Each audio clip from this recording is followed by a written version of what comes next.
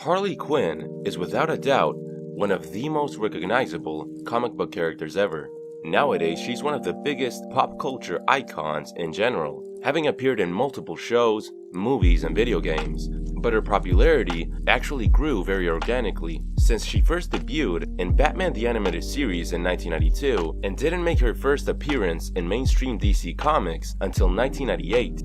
And even then, her big popularity boost didn't come until the 2010s, with her appearances in the Arkham games and the New 52 Suicide Squad, which led to the 2016 movie and many other multimedia projects that heavily feature Harley Quinn. So it's clear that even though Harley's popularity has grown organically through the years, Warner and DC have always understood her potential and how appealing she is. So it's no surprise that Harley Quinn has been included in a lot of different projects, many of which ended up being produced. But there's some projects that were cancelled and never got to be made. One such example is the cancelled movie Batman Triumphant, which would have been a sequel to Batman and Robin and the third Joel Schumacher Batman movie, and it almost featured Harley Quinn as one of its villains, who in this adaptation would have been portrayed as the daughter of Jack Nicholson's Joker.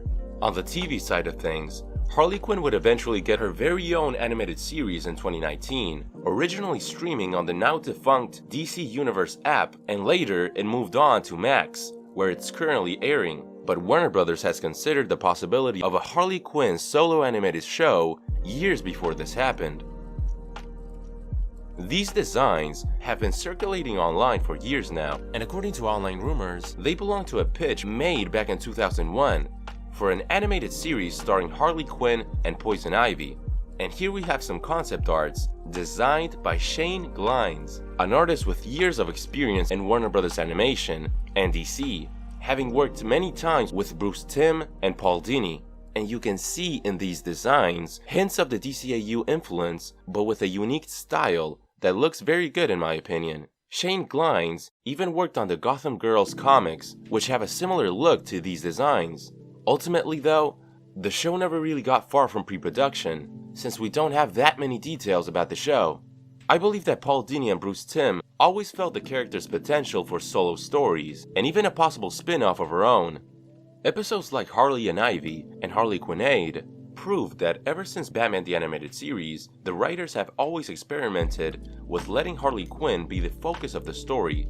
In 2015, Paul Dini was a guest in the fan podcast Batman the Animated Podcast, where he discussed the episode Harley and Ivy from the animated series. And there, he briefly mentioned how he tried to produce a Harley Quinn animated series in the early 2000s set outside the DCAU, but it sadly never materialized.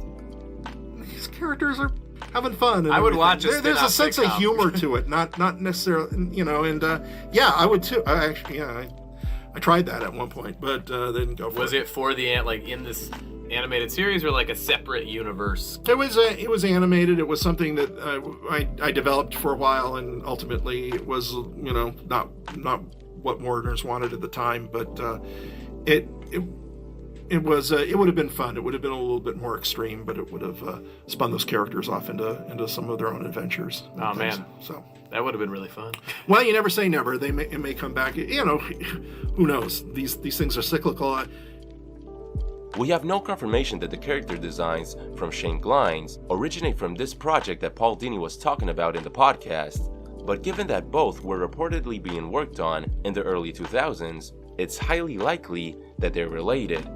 The fact that Paul Dini said that the proposed show might have been too extreme for Warner at the time suggests that maybe this Harley and Ivy show was possibly going to be adult-oriented like the animated series we finally got, which would be a pretty understandable reason as to why the show was rejected at the time, since there really weren't that many successful adult animated shows back then as compared to today. Fortunately though, Warner and DC would begin working on a Harley Quinn animated series for the DC Universe app, as mentioned previously, with Justin Halpern, Dean Lorey, and Patrick Schumacher serving as the showrunners, and Shane Glines, the artist who made the concepts for the Unmade early 2000s Harley and Ivy show, is now currently working as the supervising character designer for the current Harley Quinn animated series. He's made some interesting concept arts, Like for example, this early design for Clayface in the show, which looks a lot more similar to his traditional comic book design than how he ended up looking on the show, which was more humanoid rather than looking like a monster like he usually does. And look at this design for King Shark in a tuxedo. It's so elegant. I find it really awesome that even though it took a while for her to get the spotlight and she got her original proposed series rejected, in the end, Harley Quinn still managed to get a show made with her as the protagonist, and the animated series turned out to be amazing. It's one of the best comic book shows in recent memory, either in animation or live action, with great character development and a real understanding of its source material.